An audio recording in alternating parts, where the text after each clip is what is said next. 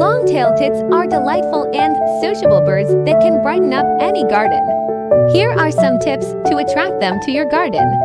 Give them their favorite foods. Long-tailed tits have a varied diet.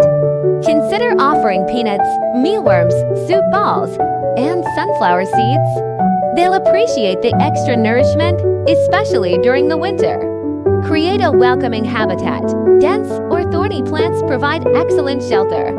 Consider planting wild roses, gorse, or brambles.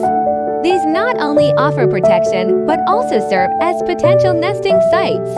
If you have dense vegetation, they'll feel right at home. Set up bird feeders and water for drinking and bathing. Long-tailed tits are avid users of bird feeders. They'll visit regularly if you keep the snacks coming. Remember, patience is key.